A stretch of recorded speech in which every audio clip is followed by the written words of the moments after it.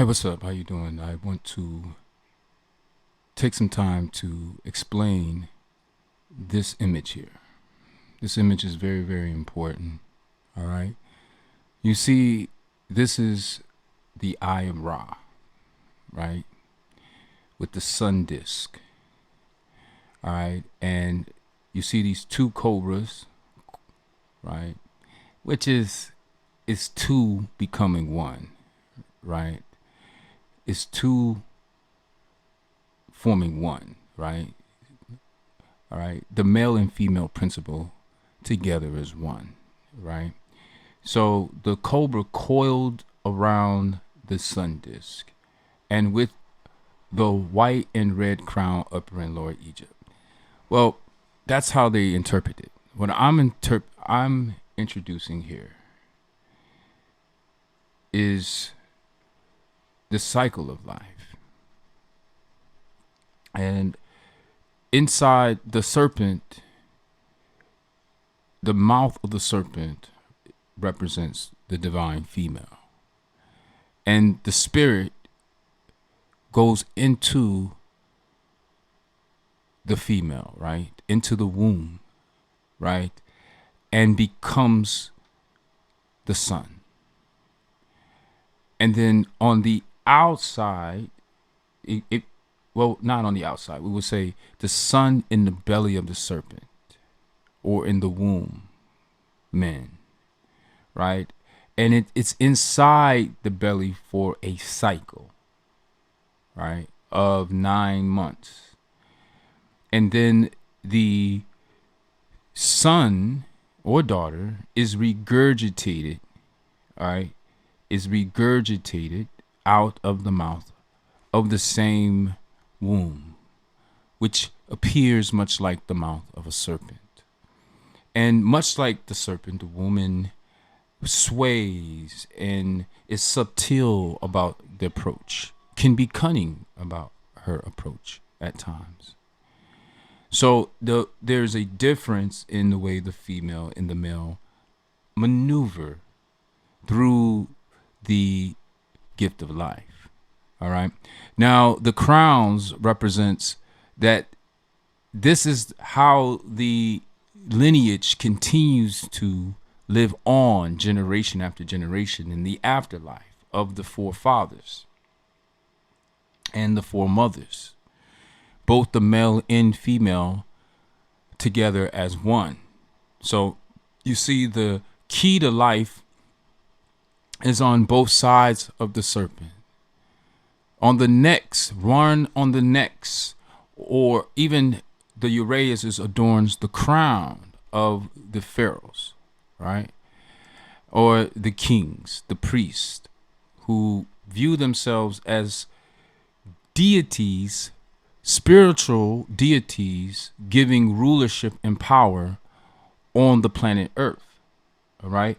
So the Eye of Ra, or Re, in ancient Egyptian concepts, right, was the function as the feminine counterpart to the sun god Ra, and the violet force that subdued his enemies. The eye is an extension of Ra's power, equated with the disk of the sun, but it often behaves as a independent goddess. All right. This goddess can be equated with several particular deities, including Hathor, Sekhmet, Bastet, Ratwa, and Mut. The eye goddess acts as mother, sibling, consort, and daughter of the sun god. She is his partner in the creative cycle, in which he begets the renewed form of himself that is born at dawn, right? Which is a sun. The eye's violet aspects defends Ra against the agents of disorder. Agents of disorder, which is very important to know going forward, because we're going to be talking about Seth, the god of chaos, right? Right? And Sethicism, right, which is a belief system based off of Seth. All right. And Seth here is the, is the basis of the Abrahamic religions and the Hebrew Bible. All right. Seth was born after Cain and Abel. But Seth, right, comes from the Egyptian deity Set. All right. And Set, from the African perspective, is the god of desert, storms, disorder, violence, and foreigners. All right. In ancient Egyptian religion or mythology or knowledge or concepts, whatever you want to call it. Now, in ancient Greek, the god name was given Seth. Right? Set has a positive role where he accompanies Ra on his barge to repel Apep, the serpent of chaos. All right. Set had a vital role as a reconciled combatant.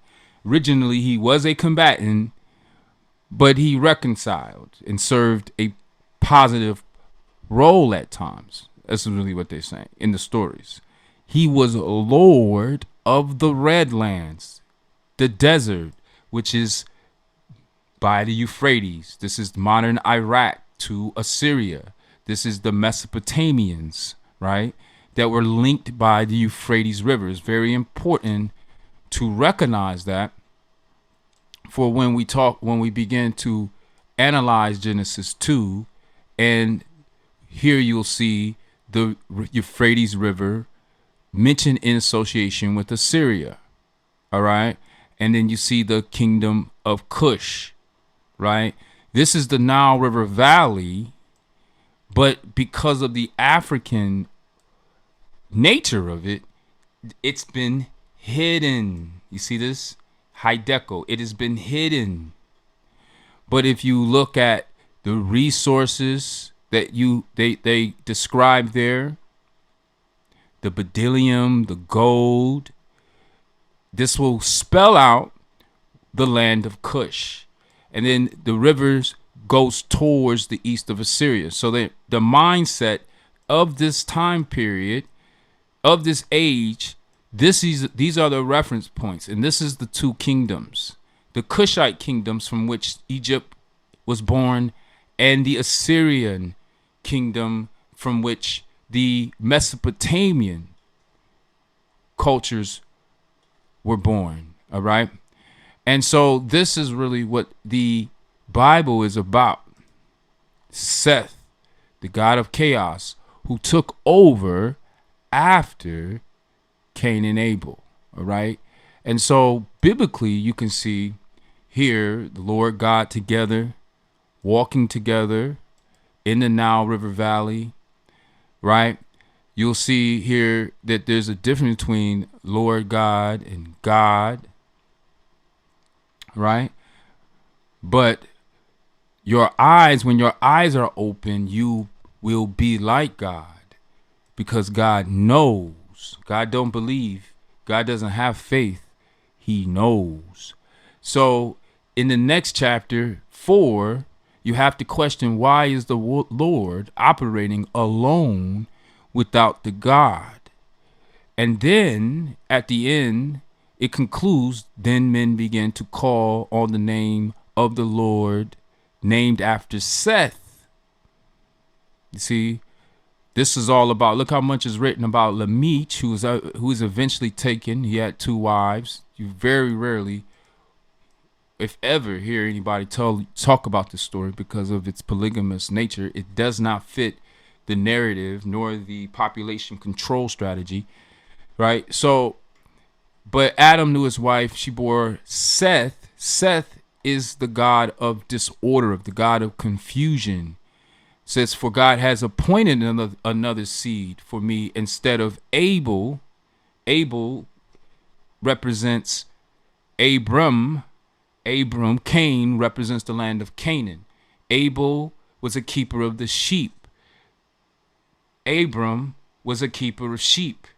He had flock, and servants was among that flock, right? That's he brought his ways. He came from Mesopotamia into the land of Canaan, and the Lord who came down and seen the city of the sons of men had built. Mem is the black fertility god. That's another god that I did not put up. So Men, Egypt. So if you look at Egyptian god and you look at Men is, you see here, he is the dark-skinned fertility god, Men. And the way, this is the ribbed feature that was used, of course, to create life. The flail is, number one, telling you about the agricultural age, but not only that, is used to thrash the seed or spread the seed across the earth. But so that obviously had to be cut off, right? And what they actually did was turn the deities blue, much like the Avatar. We know in this generation that Avatar is based off of African cultures, but they didn't make them black people. That wouldn't really be suitable for the narrative and the television screen and the audience that they're trying to appeal to or attract to. So they turned the African culture or the characters blue. This is very important to understand. The characters in the Bible were African, but they have been transformed into new colors because of their nature. So here's Amun. Amun was a major Egyptian deity who appeared as a member of the Hermopolitan,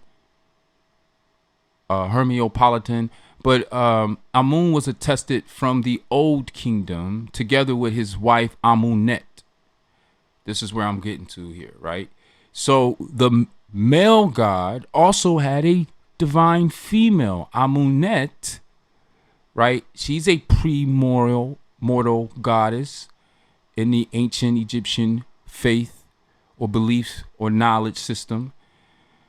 Thebes was a center of worship through the last dynasty, the Ptolemaic kingdom, which was an ancient Greek state based on Egypt during the Hellenistic period. It was founded about 305 BC by Ptolemy the First Satar, a champion of Alexander the Great, and ruled by the Ptolemaic dynasty until the death of Cleopatra, the 7th in 30 BC. But the point that I'm trying to make here is that the Greek state was based upon the Egyptian state, and then the English took their knowledge that was based off the ancient Greek state. So what we have here is a scripture that was based in the Nile River, right? It's based in the Nile River, Egypt, Kush, all right? But here we go. You see, the Ptolemaic kingdom is based in Egypt, and look, includes the land of Canaan. So this is the actual geography or demographics that we're talking about, but the geography that's being described in the Bible. And this area has been conquered by or owned, possessed by several succession of kingdoms or civilizations between the original kingdom 4,000, 5,000, 6,000 years ago until now. Actually, maybe 4, 5, 6 thousand years BC. So we see the byproduct of large buildings and large temples. But we don't know how long the people existed in that area before they erected these large structures.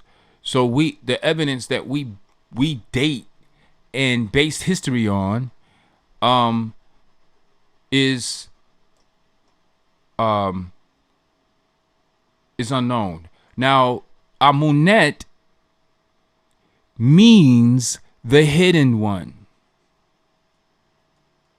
It means the hidden one, which is very, very important to understand that, because she was hidden in the New Testament. So when we talk about Genesis 1, when it says God created the heavens and the earth, so we're talking about the God, the creator. But the creator said, let us make man in our image, in our likeness. And you can see that 3 times you have 3 words that indicate plural or polytheism, as you would say, right? Or multiple entities in the process of creation. Now, we can use our sense, because every fish of the sea has a male and female creature, right? Species. Every bird of the air has a male and female species. Every cattle has a male and female species, right? Every creeping thing that creeps the earth has a male and female species. So this doesn't involve just mankind, right? Because God made the beasts of the earth. It says he made the beasts of the earth, opposed to he formed the beast of the field, right? It's a difference. God, the Lord God formed out of the ground. The Lord God formed every beast of the field. Formed means to shape and configured. The beast of the field. This is domesticated creatures, where God made the beast of the earth, which includes us. All right? Right? Beast of the earth, but we are separated here in 27. Right? God created man in his own image. In the image of God, he created him. Male and female, he created them. Then God blessed them and said to them, be fruitful and multiply, fill the earth. You see? Be fruitful, multiply, and fill the earth. Men, the word we get the word men, I am the son of man, men, whose call originate in pre-dynastic 4th period, all right, 4th millennium BC. So 4th millennium BC is before the 2nd millennium BC, right? He was represented in many different forms, but was often represented as a male human form, showing an erected penis, which he holds in his right hand, and an upheld left arm holding a flail. Flail is an agricultural tool used for thrashing, the process of separating grains from their husk, to spread the seed, to fill the earth and subdue it. All right. Now, men, he began in the center around Coptos. All right, but this is the point I want to make here, is that in the Middle Kingdom, he became even more closely linked with Horus as Min Horus, but by the New Kingdom, he was also fused with Amun in the form of Min Amun, or Amen, all right, who was also the serpent Irtra, all right. a kamutuf, the bull of his mother, a god who fathers himself with his own mother. Min was an independent deity, was also a kamutuf of Isis, one of Isis' many places of cult throughout variety of men temple. But anyway, that was his divine wife, right? Or parent. Let's see here. Consort. Yeah. See, this is the thing. It's because it's how things are interpreted, really, right? But the divine feminine, Amunet, right? She is a spirit that can be the she plays various different roles because she just represents the divine feminine. So she has a mother aspect, she has a sister aspect, she has a different aspects that she can be personified or manifested into. Okay, so here now God is telling us that there's a male and female principle here, and this is also administered by Jesus, right?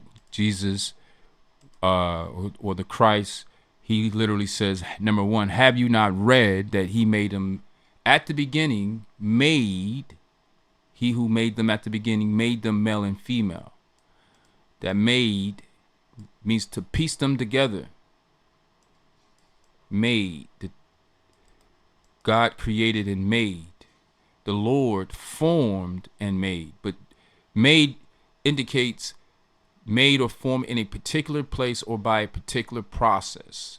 To construct by putting parts together or combining substance. Form something by putting parts together or combining substance to construct. In other words, to put together or to assemble, meaning to put your heart in its place, your brain in its place, your kidney is in its place, your liver is in its place, and everything is in its place to serve as a function as a corporation or as a one entity, as you, as your body. So it says, for this reason man shall leave his father and mother and be joined to his wife, and the two shall become one flesh. So this is the reason why you see this is two becoming one flesh in the form of a son or a daughter. But the son is what keeps the lineage, the legacy going forth. The daughter is a gift to another man's lineage so that she can give and combine and become one in their life, in their lineage. And it's a connection. It's us getting to live together in a continuous succession of life, eternal life. So this is the life cycle. Male and female is the preservation of the crown or the lineage, right? And her lineage and his lineage is united to create a united form, oneness, one nation. So you have Upper Egypt and Lower Egypt together in the bloodlines as one united kingdom. But of course, that is going to be broken up, right, by foreigners, all right? The god of Seth, the god of chaos, all right? So we're coming up on an hour here. We have really looked at the details. So what I'm going to do is I'm going to finish it out here. It says, so then they are no longer two but one flesh. Therefore, what God has joined together, let no man separate. And so he's talking to the Pharisees, who was testing him about the law of divorce, right? But yeah, you can divorce them on paper, but they have children together, right? You can give a certificate, right? But how you gonna divide the child? So you can divorce her, but at the end of the day, uh, she's gonna be that baby mama. She's gonna use the court system. You guys are connected, and if she becomes with another man, now he's going to inherit it. The baby father position, the stepfather, and it can be for a lot of men a very very red flag. It's a red flag. It's a red flag. You can go in with good intentions, but the true definition of adultery is, it says, because of the hardness of your heart permitted you to divorce your wives, but from the beginning it was not so. And I say to you, whoever divorces his wife except for sexual immorality and marries another commits adultery. And whoever marries her who is divorced commits adultery. So adultery has to do with marrying a divorce, right? For a woman, a man, and whoever marries her who is divorced commits adultery. So a man who marries a divorced woman commits adultery. And the marriage is not literally having to do with the permit or the certificate. It has to do with the two who came together and made a child. And that child is going to connect them together for an eternity, no matter what.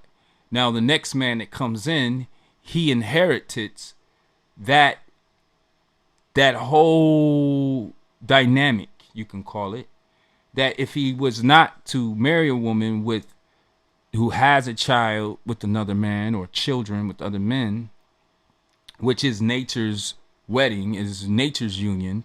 You know what I mean? It's what God is made, and what the Lord is different. Lord is the certificate, the paperwork, the hospitals, the process, the mentality, the court systems. But what God has made is that child, the seed, the union between the two lineages that goes back through the roots all the way to the original source, the creator, which incorporated both the male and the female principle. Now, one of the things that we're not taught is that Amunet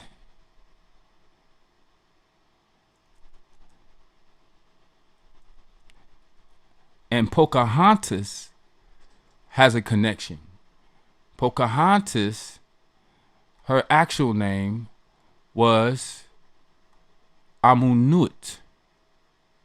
Amunut. Let me see here. Amunut. Let's just go to Pocahontas. Pocahontas, right? If we look her name up, she was renamed several times, but her original name is Amunut. Amunut. And she was actually captured. She was what they call it, trafficking, right? She was trafficked. She was captured and sold to marriage to John Wolfe, right? And of course they'll paint all kinds of beautiful pictures of that. But she was actually used as a bargaining tool for prisoners of war, and they reneged her and took her to England, and she never returned. And she was taken from her family, her children, her husband, right? She was captured and held for ransom, right? In 1613. Now, we got to keep in mind that Christopher Newport and the Virginian colony, I'm trying to think of the ship. It was called the Virginia, I think. And the other one was, but anyway, they came up the Powhatan River. And the first people they encountered, right, in what we call now Jamestown, Virginia, were the Powhatans. But she was the daughter of a chief, one of the important chief of the Powhatans. All right. And you see this word encompassing the Tidewater region of what is today the state of Virginia. Pocahontas was captured and held for ransom, right? She was encouraged to convert to Christianity and was baptized under the name of Rebecca. So she was given another English identity, right? Her name is changed again from Matoka, and from Matoka it was Amunet, remember, right? Now she was married to a tobacco owner, a plantation owner, John Roof, in 1614.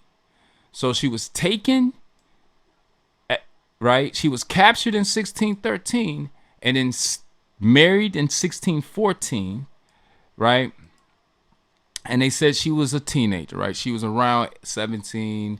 They got it. They tried to get it close to 18, but she bore his son the next year. Captured in 1613, married off in 1614, right? Had a child in 1615, right? 1616, they went to London, right? They called her the civilized savage, right? And then by 1617, she was done, right? She never returned. She went to England. She's literally buried in a place called Gravesend, England. They sent her to the grave, with all respect. But she was a native of the region of Virginia, the Virginia River, the Tidewater River route. And just like they were encompassing the river, right, of the Tidewater, this is what was happening in the land of Cush, right? It says goes around, but if you go to, let's go to the King James Version, right? They changed a lot of these words. But if you look at Genesis 2:10, the word compasses. My Bible actually says encompasses, means to encompass through the whole land of Havilah. Where there is gold, and the gold of that land is good. There is bdellium and onyx stone. So they give you 3 items. Well, first they bring this up 3 times to let you know what is actually important. And then they mention these three items so that you can place it here in the land of Cush, or what the Greeks call Ethiopia. But it's very clear here in the word where we're talking about, and the fact that the river is being hidden. This is the river of Egypt. I think it literally says that in, let's see, Genesis. There's a lot of descriptions of it. We can go really quick to where Abram had his 3rd wife, Keturah, who bore him 6 sons. We're going to do a podcast on that aspect, because 2 of Abram's wives were women of color, right? And they were separated. They were called concubines, right? But here's a little bit more definition of Havilah, the first port. They dwell from Havilah unto Shur, that is before Egypt, as thou go toward Assyria, and he died in the presence of his brethren. And they're talking about Ishmael, who was the son of Hagar, who found him an Egyptian wife, right? And bred the seed of Abram black in the land of the Hamites, which is Canaan, Egypt, Cush. And this is why in Moses looks like the Egyptians. The Egyptians eventually became black because of Hagar. And this is the reason why Abram becomes Abraham's, right? But because of his wife, Sarah, the Lord plagued. This is the reason why it's important to understand that there's a difference between Lord and God, right? But the Lord plagued the house of the pharaohs because of Sarah, Abram's wife, right? The Lord plagued Pharaoh and his house with great plagues because of Sarah's Abram's wife. You see here, the people, the Pharaoh's people, were reduced, Hagar, namely, to the maid servant and the men servant, like Adam. So Adam was the verse named Cushite, manservant, and Hagar is going to be the first named Cushite or Kemetic maidservant. All right, and if you see how they broke up the donkey, all right, and between you got she and male donkey, and then you have the sheep oxen. So they didn't just say sheep, oxen, asses, male and maid servants, asses, camels. They did this. They broke this up to hide that this male and female servant are in between, have been reduced to livestock, right, to be included with the male and female donkey. So in the New King James Version, it spells it out a little bit more clearer, where it let's see where we at here, where it says he treated Abram well for her sake. All right, this is to use the confusion. He had sheep, oxen, male donkey, male and female servants, female donkey, and camels. You see the donkeys broken up so that they can include the male and female servants. All right, so he took these deities and they incorporated into their narrative to serve as the labor force, the laborer or basis of the new civilization that they're going to be forming by mixing the Egyptians with the Mesopotamians, all right? So Abram is going to inherit Canaan, right? He went up from Egypt back into the land which the Lord was directing to, not God. Remember, this is the same Lord that separated or scattered and confused the sons of men, right? Now, that's, of course, in Genesis 11, right? The Lord came down, seen a city where the sons of men built. And then Lord said, indeed, the people are one. They all have one language. And this is what they begin to do. Now, nothing that they propose to do will be withheld from them. So as a result of the power of unity, community, he said, come, let us go down in there and confuse their language that they may not understand one another's speech. So the Lord scattered them from there over the face of all the earth, and they ceased building the city. Therefore his name is called Babel, because there the Lord confused the languages of the earth, and from there the Lord scattered them abroad over the face of the earth. So people mistake this number one thing right here. They say this was God. No. It's just because they're confused. They don't know that there is a difference between God and Lord. Two, they don't understand that this is the Lord Seth, which is the God of chaos. This is the reason why he's using what? Confusion. Confusion, the Lord of confusion, the Lord of discord, right? And scattered, again, is another form of confusion, but it's also diaspora. He calls the diaspora. All right. And as a result, they were not able to continue building theirs. In the original translation, it says they left off to build the city. You see? And they left off to build the city. Notice the word confound is used instead of confuse, because confound means to shock.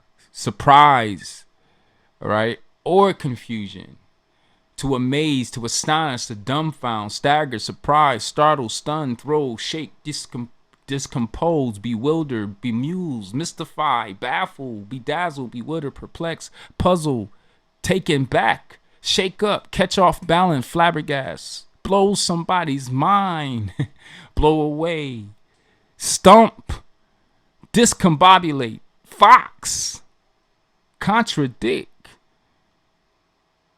invalidate, negate, go against, squash, implode, demolish, shoot down, destroy, disprove, has so much meaning. Confusion is just one. But he sieged the city with his legions. Let us go down in there and confuse their language. Why? Because together as one, they all have one language, and this is what they begin. Now, nothing will be restrained from them, which they have imagined to do.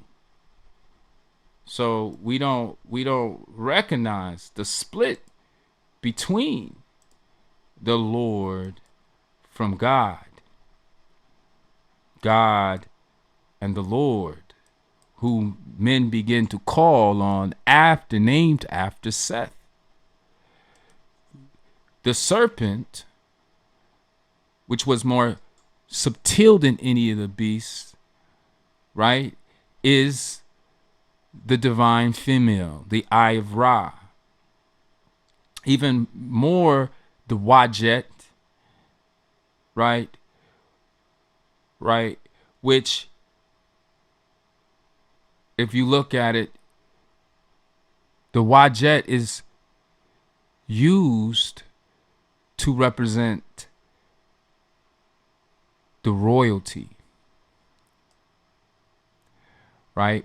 Prehistoric Egypt, okay?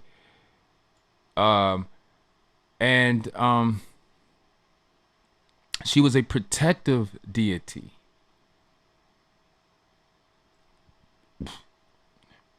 Let's look at the Uraeus. The Uraeus is very important, right? It's a symbol of the goddess Wajet. She was one of the earliest Egyptian deities and was often depicted as a cobra. And she is a serpent goddess. The center of her cult is Per Wajet, later called Butu by the Greeks, renamed again by the Greeks, right? And then this is the reason why Jesus said, I'm the Alpha and the Omega, the beginning and the end, the first and the last. The root, which is Egypt, Cushite, the Kemetic people, all right? And the last, which are the Assyrian, the white. This reason why it says Jesus is mixed. And we can I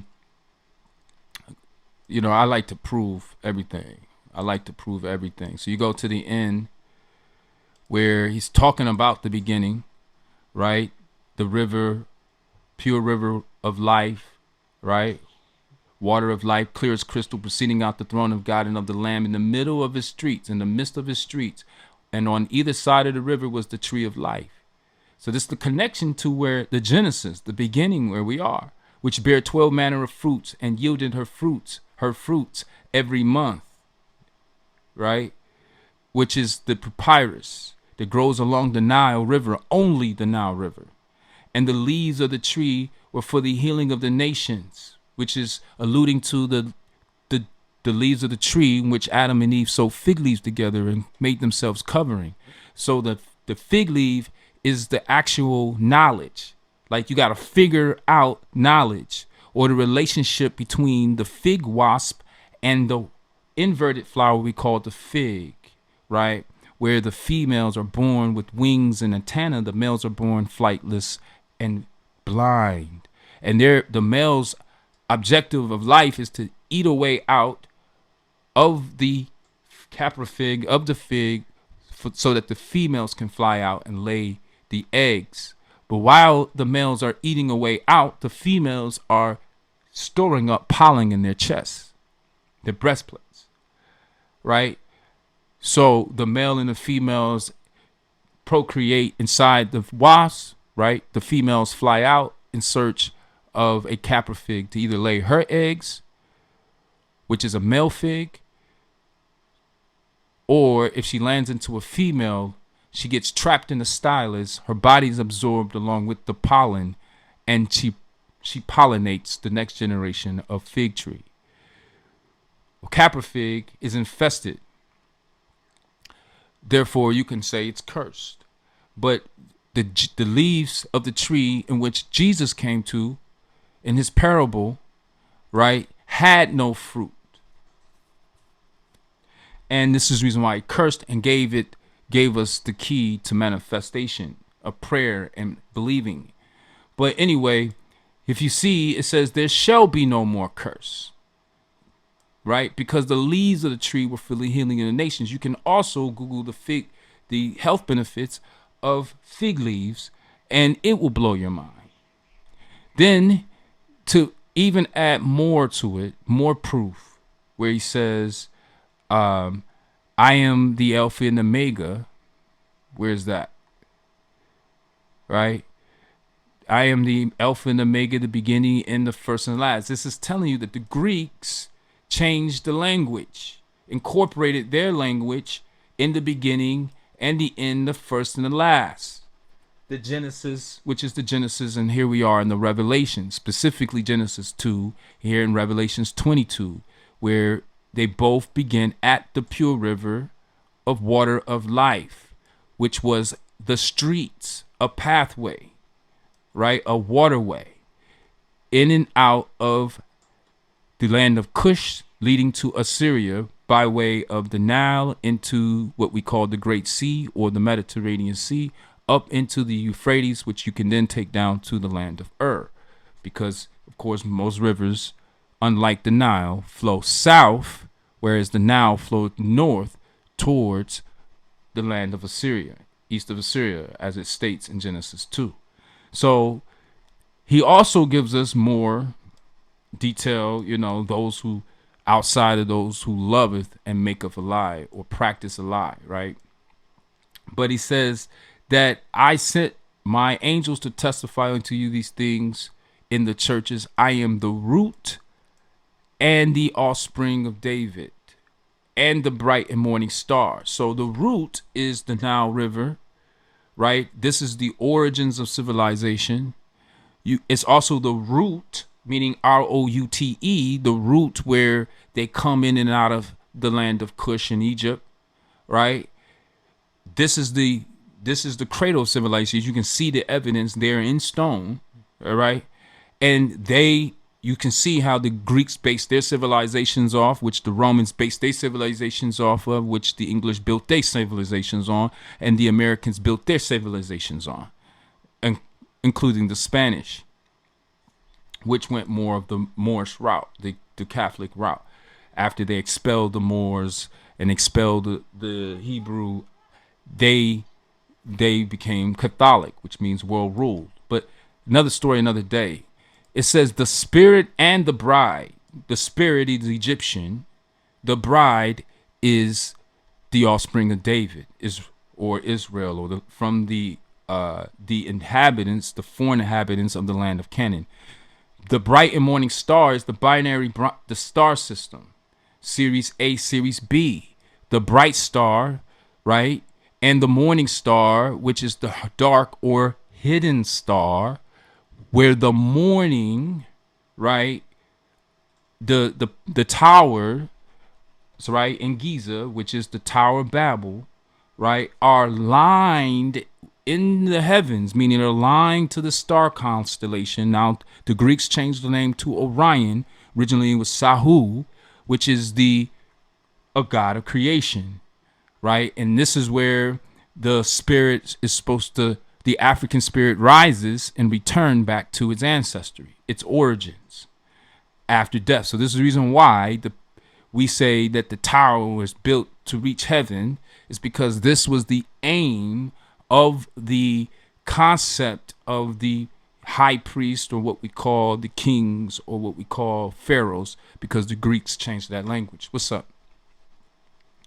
So to even bring more proof to that, in the beginning of Revelations, in the second Oh no, it's actually the first, where it says, again, the Alpha and the Omega, the first and the last, what thou seest in a book, and send it, write in a book and send it to the seven churches. So this is what I'm doing with illuminatednubians.com, right? What God has shown me, I am putting in the book. Illuminated means to bring light to, or to enlighten, or bring light to, shed light on the Nubian perspective that has been hidden in the Bible.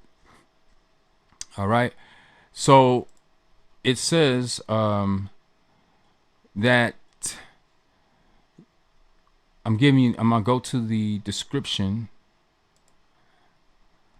of where everyone likes to go to when it talks about hair like wool. I don't know what's wrong with me today. Just pause. What am I?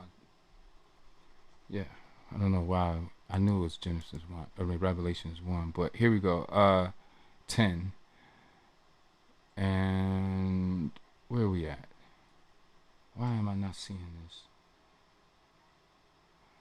13, that's why. All right, so here it is. The Son of Man. All right, again, Son of Men, Son of Man. And this is very important to distinguish. Clothed with a white garment down to the foot. All right, his head and his hair were white like wool, as white as snow, and his eyes were as a flame of fire. So this is like the white nation, which is a war nation, right? They have firepower. Their eyes are like fire, made up of firepower. All right. But his feet like unto fine brass. The foundation of this civilization was like fine brass, as if they were burned in the furnace. So the Greek word for that is Ethiopia. Like, this is the reason why they use the word Ethiopia, or ethos, or ethnic, to label the people of Kush, the Nubian people and black people. Instead of calling them black people, it was called ethnic people, right? Or from the word ethos, or Ethiopia, burnt faced people. All right. And his voice as the sound of many waters, the Nile River, right? Which flows into many different civilizations, right? Just like we said with the Pocahontas, right? And the tide water that came up, the tide waterway, right?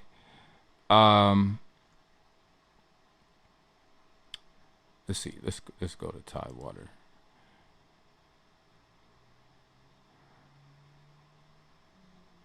All right. See, it's a network of rivers, right? But this is how the English end up coming in and conquering, right, these territories from the natives. So it's the same exact scenario. There's many different connections, right? And that's my point here. From right here is the first and the last is the Genesis and the Revelations. All right. And here's Amen, Amen, Amenet. So today we talked about, all right, we showed you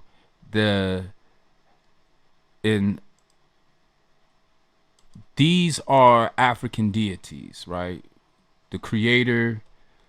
We showed you how creation was done with the male and female concept, but the female is the hidden one in the New Testament. The male is the hidden one in the Old Testament, right?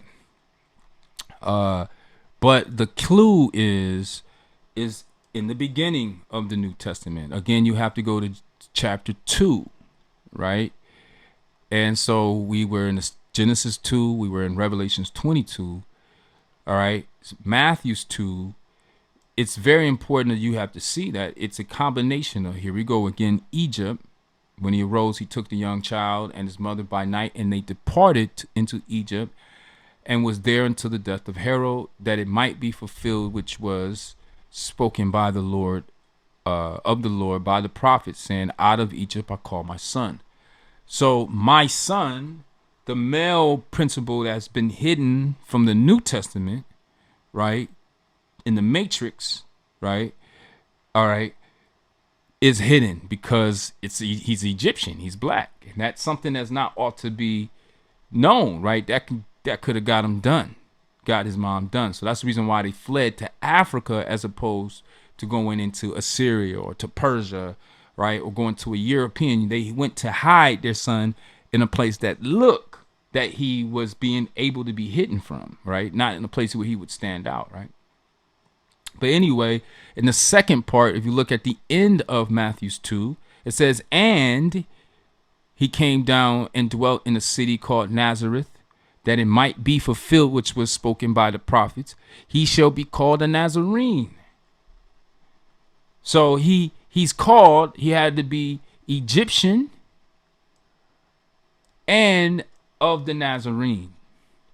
But again, the Egyptian part is being hidden because that's the black side now, the dark side, right? But the offspring of David is clear, right? He says, I'm the offspring of David, but the root, you see, the African part is hidden, but which is Egypt, the root. If we look at a good map of Egypt, let's see here, I got one in my book. Let's go. So all of this I break down in my book and show these details. Everything we talked about here today, we go in a little bit more detail. But if you look at the Nile River, and you'll see, number one, it comes to 4 riverheads as it describes in Genesis 2:10, right? The first one is Pishon, is the one which encompasses the whole land of Havilah. The second one is Cush. The third one goes towards east of Assyria, Hiddekel, and the fourth river is the Euphrates, you see. So it's the network here. But it's very confusing on how it's supposed to be. But this is what we are dealing with in the Bible, right? And so this is the root, right? And here you see the pyramids are aligned with the star constellation. So let's see if we can see that. Now here you see the root on both sides of the river is the papyrus, right? And you see here they're harvesting the river of life. You see all the birds and the fish. If you can see down here, it'll be fish. You see the women under the protection of the males here, but they're on the rafts made by the most likely papyrus or reeds. You see the workers in the garden, both male and female, who are naked, as in Adam and Eve. So this is what you're seeing in Genesis. This is the reason why I put that there. But you also will see here how the pyramids are aligned with the star constellation, what the Greeks called Orion. These are the towers of Babel. If you go stand outside these towers right now to this day, you'll hear all forms of different languages of the interpreters, right, giving tours, speaking in Arabic, speaking in English, speaking in French, speaking in Spanish, speaking in German, speaking in Russian, speaking in all different types of languages that are gathered before these towers, right, that are pointed in alignment or built so that the king could reach heaven, right? Now, this is the binary star system, the bright and morning star. The morning star is hidden. The bright star is obvious, is white. It's a bright white star. So he's given us that the African father out of Egypt, I'm going to call my son, is the son of men. Son of Mem. The father, this is the father, and this is the mother who was taken from the story of Isis, right? But in other words, you have a blending of 2 different systems of spirituality blended into one. But the hidden one is the black side. Originally was the black woman, the goddess, Wajet, the serpent goddess. And then in the New Testament, it is the Father, right? Now, and the reason why I can prove that or back that up if we go to Genesis 2, Genesis 2. At the end here, it says, therefore a man shall leave his father and his mother and shall cleave unto his wife. So you have to ask yourself, where was the mother in the story that we would have to conclude, therefore? You see what I'm saying? Therefore is used to let you know that we're supposed to conclude this from whatever happened before, right? Which is a manipulation. The rib, only thing a man has a rib that life comes up out of, and that is closed up in a woman, right, is the genitalia. And we know that the knowledge had to do with the gift of life, right? It's why it says Adam knew his wife, Eve his wife. Knew is knowledge in past tense. So they applied the knowledge, and then they started a life cycle. Right? They became aware. And then they applied the knowledge, and then she began to conceive. Conceive is another double entendre for awareness, but also to become pregnant, to form or devise in the mind, right, an idea, a plan, which was the curse, and to become pregnant with child. So it's a double entendre. New is a double entendre, right? To know something, to have knowledge, to be aware of, but also to have intercourse with, right? And this is why they bore Cain. All right. So these are the African deities that were included in the Bible, but they were cursed by the Lord. So when the Lord God said to the serpent, he's talking to the female, the divine female. And he said, because you done this, you are cursed more than the cattle. So this is the reason why we've seen the male and female servants, right, in Genesis 12, right? They're cursed more than the cattle and the beast of the field. So this is the reason why later on you see here where when they go into Egypt, this first time Egypt is used, before is Mizraim and Babel, right? You see that the male and female servants are put in between the male and female donkeys, which are included with the sheep, oxen, and camel, the beast of the field, right? So that's the reason why it didn't name Adam. Adam wasn't named until after 19. After the Lord God formed every beast of the field. The word form is used for the third time, the beast of the field. And now Adam is named, and his name is used 6 times, right? In 2 verses. Whereas before, he was not named. The first name was Havilah, which represents a neighboring people. The second person is Cush, who Havilah is the son of Cush. They're in Africa. Havilah is the son of Cush. Havilah, the sons of Cush were Havilah, Septa, Rama, Septeka, the second son. The reason why you've seen Havilah there is because Havilah, if you're coming down from Assyria, you'll go to the land of Canaan, you'll enter Egypt, you come to Havilah, then you'll come to Cush. So they're coming down the river, and if they're coming down the river, that's how you get to Havilah first, right? They found gold in that land and all that kind of stuff. So if you find gold, beryllium, ironstone, what are you going to do? You're going to go down another river. And then this one is the land of Cush, who is represented the Nubian people in the region where we call the Sudan, the descendants of Cush. So these characters represents the land and descendants of the Nile River Valley people. And this is where he took the man who was named after Atum.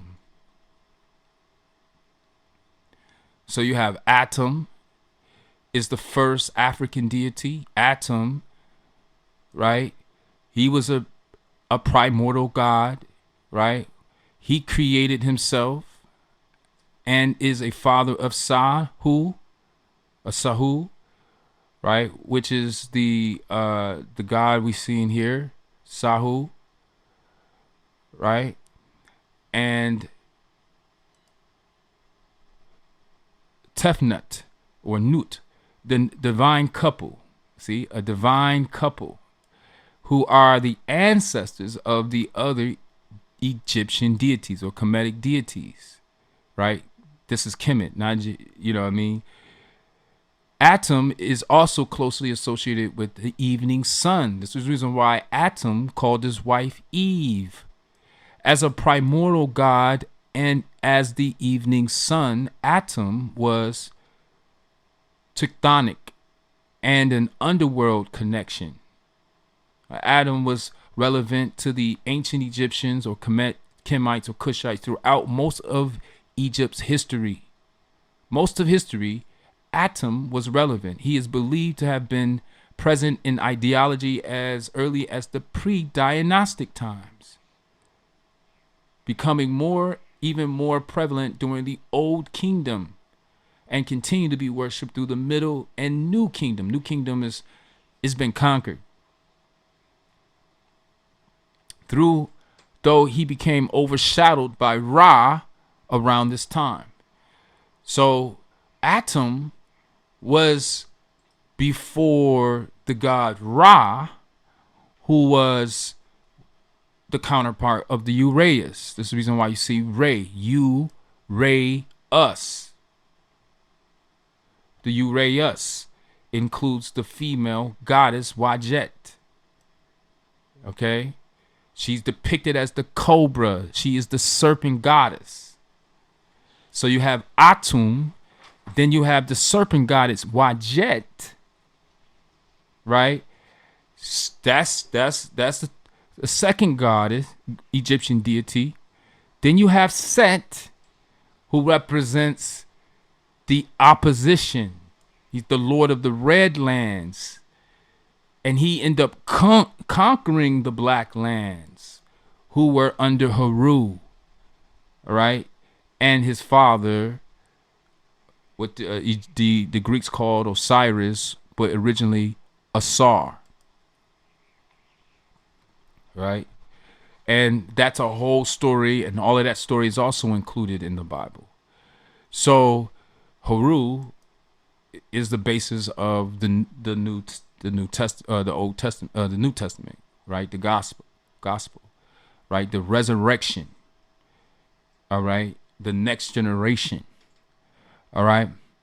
But you see Amun and Amunet, right? You see Mem, right? Let's look at Mem real quick so that you can see where that's in the biblical aspect as well. So you have, let's go to Genesis 6, where it says, "Now it came to pass when men began to multiply on the face of the earth, and daughters were born to them, that the sons of God saw the daughters of men, that they were beautiful, and they took wives for themselves of all whom they chose. And the Lord said," this is different, right? "The Lord said, my spirit shall not strive with man forever, for he is indeed flesh."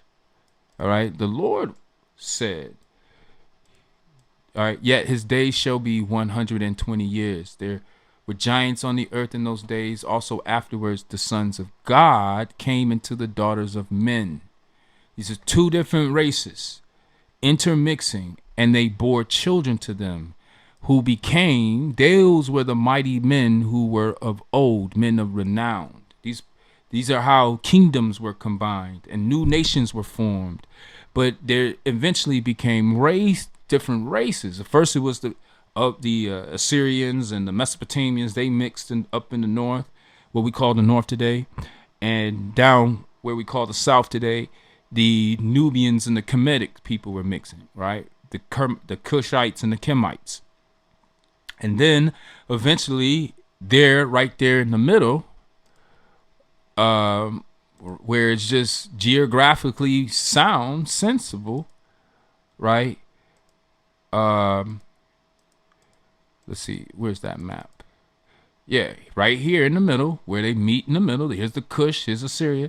Where they meet in the middle, right? Where the Red Sea connects to the Mediterranean Sea through the man-made river that disconnected Africa from the Asian Minor, Arabia, the Persia, Asia, India, Europe, what we call Europe today, or the West, the Africa. This is the only way. This is the land bridge. This is the region where this is all taking place. So when they say there was a area that they were able to walk out of Africa, this is where it's at. And where it makes sense, right? Where they walk out of Egypt and they end up where? This is Israel. This is the area what we call Israel now, right? Or Judea, the Jew, right? So it only makes perfect sense. It's because Africa is surrounded by water, and the only way that you can get out was right here, but it's been cut off and flooded. So now you cannot walk across. The Africa has been cut off. And that's what the Bible is also talking about and making clear. All right? The river of Egypt, right? The land of Canaan and Egypt, which was given to Abraham. First Abram, and then when he had this son with Hagar, he became Abraham. So this is all occurring in Genesis 12, right after the Lord separated the tower. We just seen that, right? We just seen that. So the Lord, he came down. The Lords are the Lord Seth, the Lord of war. He came down and defeated the Kemites, which were the lords of creation, the God of creation. All right. So this is the tower built into the heavens, but it's not being told like you've been, like the story doesn't read like it's being told, right? They've told you that Nimrod was rebellious against God, and God warned him several times. He disobeyed, and he was trying to be egotistical, and he just built into the heavens. That's not in the story. It says, "Come, let us make a name for ourselves in a tower whose top is in the heavens, let us make a name for ourselves, lest we be scattered abroad over the face of the earth." They was afraid that the Lord was going to come down eventually at some point, scatter them abroad, just like he did over the face of the earth. But at least they wanted something, a monument, a landmark that would give the future generations insight to the past generations, the gods of creation, those who walked with God or lived with God in mind, both the male and the female. But when the Lord came down, it says, before the Lord, Nimrod was a mighty hunter. Before the Lord, who's like Nimrod, a mighty hunter? Orion was a mighty hunter. So this is the clue. And the Greeks named that man Orion. He was a mighty hunter. And that goes into a whole nother story, because Orion went down into the land of Cush. By the way of now, he was able to walk on water, which means to travel overseas or travel over the land, right? Over the waters, hover the waters. All right. This was before the land, but it's telling you that Nimrod built his kingdom first, Babel, Erech, Elkade, Chaldea, in the land of Shinar, right? First, he built in his land. Then from that land, he went to Assyria and built Naivah, Rothbeth Ir Kala, and risen between Naivah and Kala. So again, you see that the story takes place in the land of Cush. This is what God has made. This is what the Lord formed from what God had created and made. But the land of Cush and the Euphrates here, the Nile River here, this is what is being spelled out. Real history. He built first in the land of Shinar here. This reason why he says that he was begotten, Cush begotten Nimrod, as opposed to the sons of Cush, which Seba, Havilah, Septar, Ramah, and Septeka. Cush begot Nimrod. To begotten is different to bore. That's what's being established, and most people understand. You see, Mizraim, or Mizraim, is the Hebrew and Aramaic name for the land of Egypt. So they're confusing the language so that you don't understand what's written, the speech. These are the Nubians, right? The Middle Kingdom, the country and the descendants of Cush. It's supposed to be spelt with a K. Mizraim is Egypt. Punt is Punt. And Canaan. These are all Nile River Valley kingdoms, right? Nile River Valley nations that lead up the Mediterranean Sea to Assyria into the Euphrates River. That's what this is about. That's what the Bible is about. So nobody has ever explained this to you. This is the reason why I think it's very important to purchase a copy of one of my books, illuminatednubians.com, right? And you can preview it. There's a variety of choices that you can check out. They kind of reinforce each other, having different information. The idea is that you can't really describe some things without having to go through others. Afterwards, the families of the Canaanites were dispersed. The border of the Canaanites went from Sidon as you go for Geir as far as Gaza. So they telling us real world history, the sons of Ham, according to their families. See, the families of the Canaanites, Ham, Shem, Ham, the Canaanites, see, Canaan, these are the sons of Ham. This means these are his brothers. But Canaan is just named because that's the covenant land. That's the covenant land. Canaan. That's the land where the Red Sea ends up into. The Mediterranean Sea ends up to. It's where you walk from Africa into, again, the Asian Mired.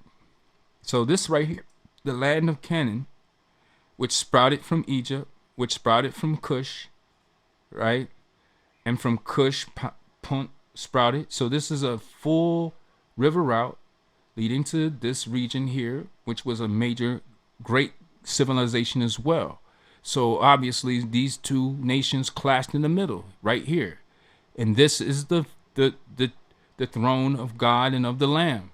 If you come in this region, you plan on taking over this land, you better be ready to wrestle with the Lord's greatest armory resources on this planet. And also they call it Israel, to wrestle with God, right?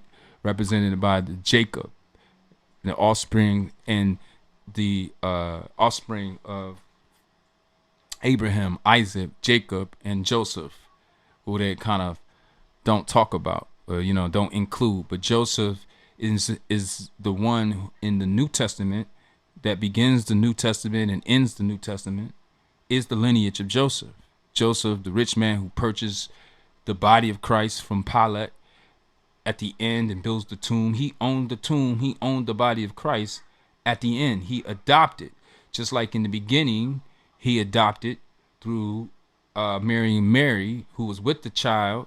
She may have told him that this child was of the divine, right? He had the bloodline of the Egyptian, right? Of the Egyptians in him.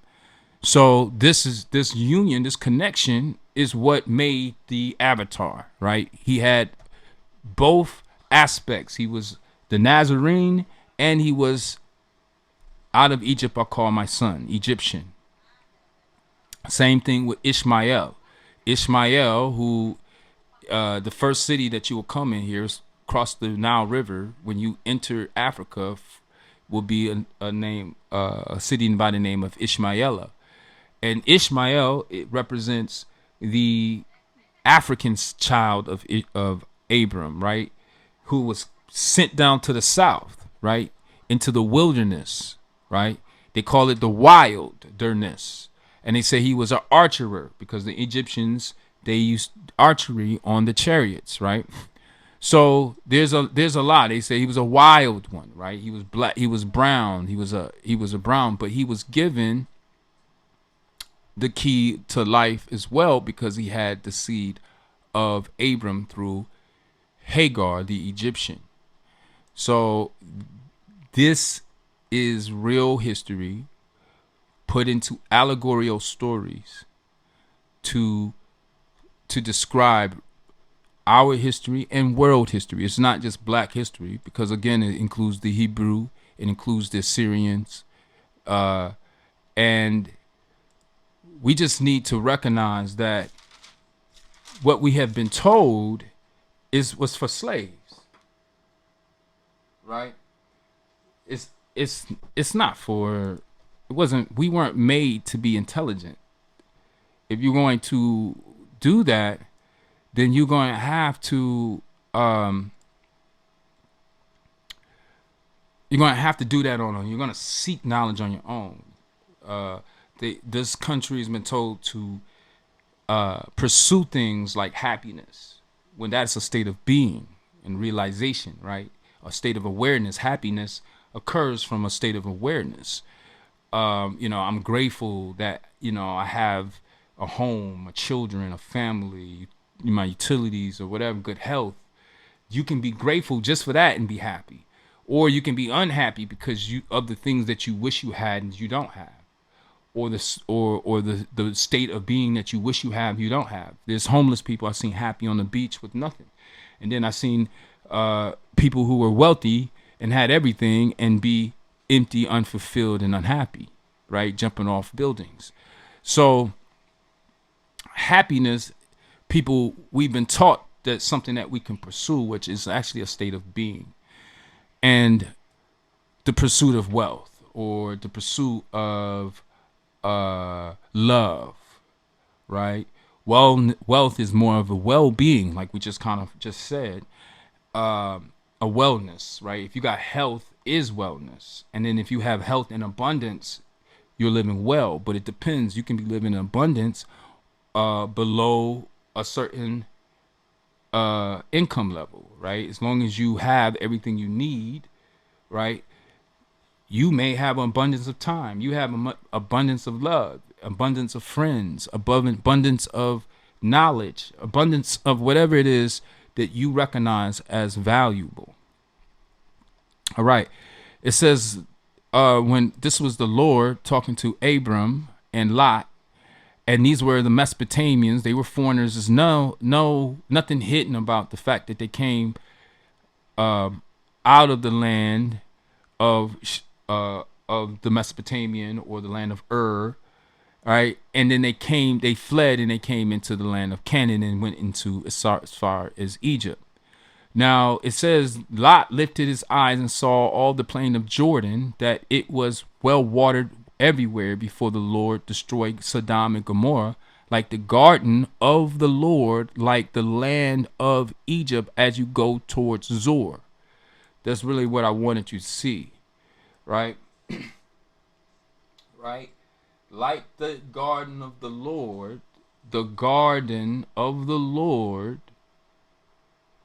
right? Which is Genesis 2 and 3, like the land of Egypt. The garden of the Lord is in Cush.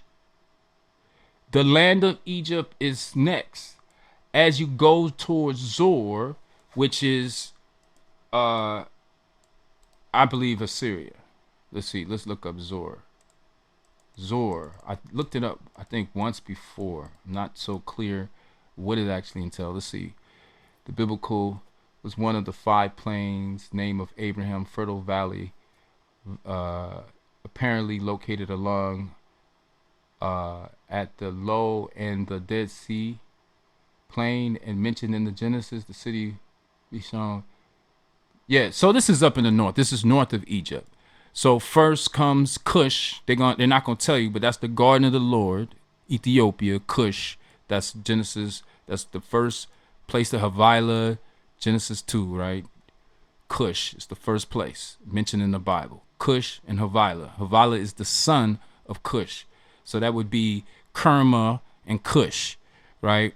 And then the third river, Hiddekel, is going toward. So this river is being used not to tell you that it is in the land like the first two. They changed the encompass or compass to skirts to get rid of that duality. But the third river is Hiddekel, hidden.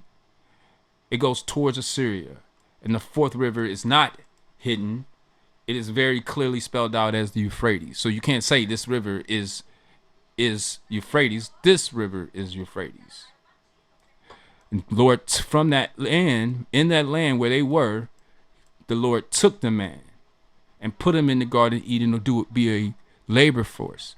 But at the end, when he got knowledge made the man unfit to be a slave or servant. So what he did, he drove the man, he sent him out of the Garden of Eden, the Lord's garden, to till the ground from which he was taken. So it's telling you that he was taken. He went back to the land from where he was taken, which is in Cush, the Lord's garden. All right. From the Lord's garden, next you're going to enter into the land of Egypt. If you south, right? Let's see here. I think we were right before here. This is where Abram and Lot were separating their lands, right? They were claiming their lands in the foreign lands where they were. So Lot took the area more in the north, and then Abram took the area more in the south, right? So they're just telling you, we've seen where this Bible's taking place. It's incorporating the deities of Africa, but they were taken, right? Atum was taken and used in the scriptures as a labor force to subject the offspring of the Nubian people, the African people, to subject them to slavery, reduce them to slavery. And they use pi 3.14, which is the central measurement of the Bible, right? The pi means 3.14. 3.1415. You can Google here, pi symbol, the pi symbol, right? Let's just look at the images. The pi symbol is a Greek symbol that means, I can't believe, it's not, but 3.1415. Okay. So 3.14, the circumference, the measure of circumference of the Bible is, because she shared the knowledge, she was now cursed, the first curse. The Lord cursed more than the cattle and more than every beast of the field. Okay, not the beasts of the earth, the beasts of the field, domesticated creatures. On your belly should go, as the ancestors went through the middle passage, and you shall eat dust all the days of your life, right? As the ancestors ate chitlins and ribs and oxtail and pig feet and pig ears and pig skin and all the waste matter, the gumbo. Between you and the woman, I will put enmity between you and the woman, between your seed and her seed. Look at her seed is capitalized here because she has the knowledge. She was a goddess like God, but the Lord cursed her. And between your seed, between you and the woman, he's talking to the male now. You and the woman is spelled out, right? And then now he's talking to the woman. He shall bruise your head and you shall bruise his heel. Right? So they put the woman, he said that, but that's the narration. That's the writers, the Englishmen trying to control this. But if they take this out, it would just go, I will greatly multiply your sorrows and your conception.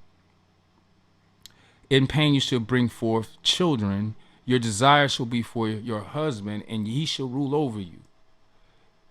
Then to Adam he said, so obviously he's talking to the man now, because you have heeded the voice of your wife. He was talking to the wife. So to the woman he said, actually goes here, her seed, right? Now he's talking to the woman. He shall bruise your head. But it's a decision they had to make, hard decision, because this actually also includes the enmity that he said he was going to do. Then he actually did. They bore Cain and Abel. One was a keeper of sheep, but Cain was a tiller of ground. Two different people, two different lifestyles. Cain was more like his father who tilled the ground. Abel is like his mother, the keeper of the sheep. That's telling you that Eve was not the same race as Adam. Adam was a Cushite. Eve was comparable to him, but she was of the Abrahamic, or she was Mesopotamia. She was a mix. So this is the reason why in my book you see the lighter skin or the white giving life to the male, the black. This was done, you'll see this several times throughout. Same thing with, Mary, the father was the son of men. This reason why Christ kept saying, I'm the son of man, I'm the son of man. But the people, the sick people, kept calling him the son of God. So then when he started saying, I'm the son of God, that's when it was over for him. That was his downfall. That's when the story started taking a turn, right? If you see here, this is a symbolism of Abram and Hagar, the Egyptian. But she was reduced to a servant. She was a bond servant of Sarah, who was given to Abram, meaning that she had no control over her body. She didn't have the decision of this. This was in her wife, Sarah, Abram's wife's decision. She gave her. She didn't even have control over her body, right? To be Abram's wife so that Abram can have an heir for his throne and his possessions, right? So here you go. You see the female, right, who is of a different race but comparable to the Kemetic male. So this is the concept of Adam. Now, of course, there's a legion that's going to keep you away from this knowledge. Both, and it's two sides. A black woman is not going to be too happy about that narrative as well. So that's the reason why Genesis 4 isn't really talked about, because it includes Lamech, who had two wives, one named after Adam, Adah, and the other one Zillah, because Lamech was a killer, right? And Lamech was very important because he was the father of Noah. All right, Lamech, he lived 777 years. This is the reason why it's the same Lamech. A lot of people will try to confuse that. But he resurrected Cain. If Cain shall be avenged sevenfold, then Lamech 77fold. And this is before Seth was born. So he was taken. Same thing, Enoch was taken. Right? You've seen Cain, he had a son and a city named Enoch. Right? But what happened? The god of confusion, Seth, right, took out his brother Osiris and tried to go against Heru, took over the throne of the black land, right? This is the relationship between Abel and Cain and Seth and Asar. It was taken out of but people don't recognize that this is what they're worshiping. That we're worshiping the God of war and not the God of creation, right? Atum, the God of creation. Seth, God of chaos, the God of war, right? The war, the Genghis Khans, the Huns, the Spartans, the Vikings. It was they were war gods up there. Whereas creativity came because we had space. Now let's get to this area here at the end of chapter 3. You'll see that after he sent the man, after the confession, this is the reason why God left, or not God, but the Lord strayed from God, right? Lord and God is used for the last time here when he sent him out of the garden. He sent Adam out the garden to till it from which he was taken. He drove out the man and placed cherubim at the east of the garden of Eden, and a flaming sword which turned every way to guard the tree of life. A flaming sword. This is the flaming sword, and you see they're circling it that turned every way, guarding the tree of life, right? Did this concept, and also the words, the books of life, the knowledge, put it that way. The tree of knowledge is the knowledge that leads to everlasting life, the tree of knowledge. So after the Lord's confession, right, that's when you see the God and the Lord separate. Now the Lord is just operating on his own, but people are confusing the Lord as if he is God, but he's not. He's totally different. And so that's the importance of my lessons, is to be able to distinguish the basics, the difference between God and the Lord.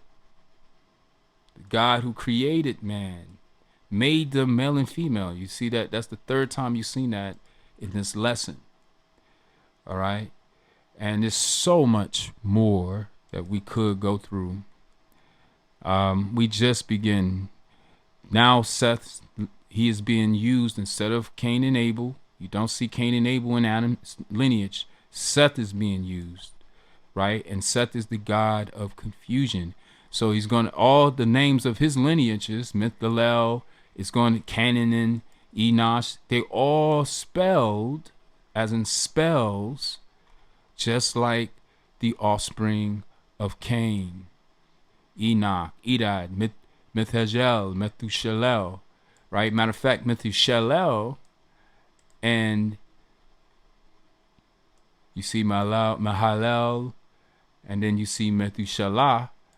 It's the only thing is difference is how the last 4 digits are spelled.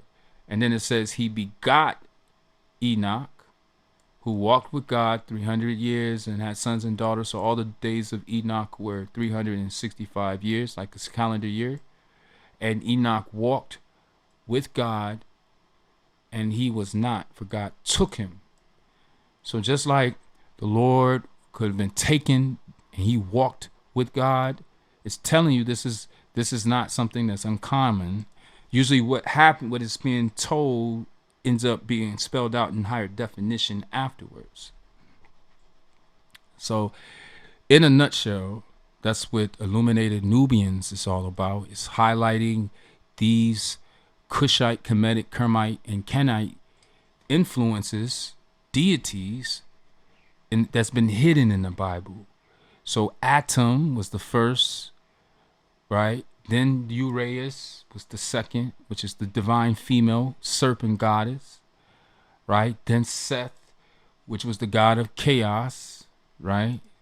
Seth, all right, the lord of the red lands, who eventually conquered the black lands, which were the fertile crescents, the fertile lands, right?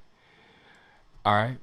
And then you have Amun and Amunet, right?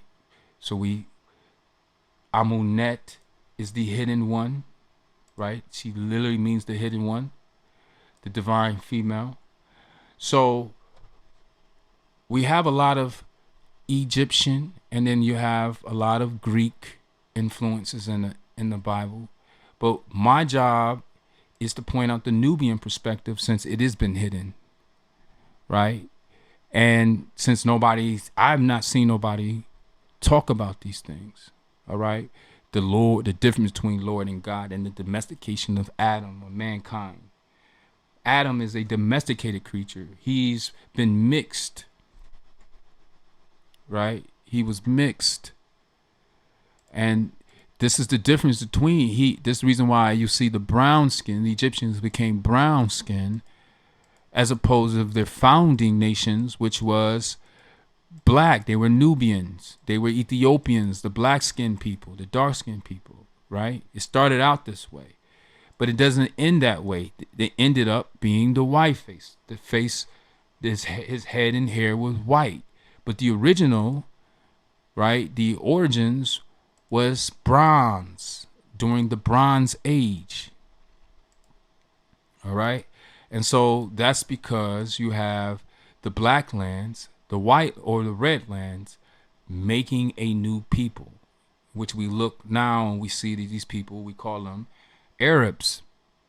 And they, like Ishmael, they are primarily they're a mixed people between Mesopotamian and the Kemetic people. All right. And they have built there, if you go there in Egypt, you'll see the mosque built on top of the temples. So this is the symbolism, right? What God created and what the Lord formed and domesticated. And he did it to sheep and livestock. And he also made man, who were gods, into livestock, into servants. And that's where we find ourselves, the remnants of here today. If you like this message, please comment, leave your comments. If you see anything that I missed or anything that I've said you disagree with, leave it in the comments. Let's discuss it. This is discussions that is supposed to spark conversation. All right. And if you notice the purpose of the Black Horseman, which I began this book with, he had scales in his hand, as opposed to the pale horse and the red horse and the red horse, which came to conquer, which came with the sword, which came to bring death. But the black horse of Revelation 6, right? He sat on it, had a pair of scales, all right? And, you know, this what this means is that we are supposed to bring a different type of value. This is what is just predestined. All right. All right. So visit illuminatednubians.com. At illuminatednubians.com, you can watch samples of the videos, breakdowns of the videos where I break all this stuff down. You can also order books, right? Support this type of content. And you also become a Patreon and become a member of our Bible study book club. All right. All right. And all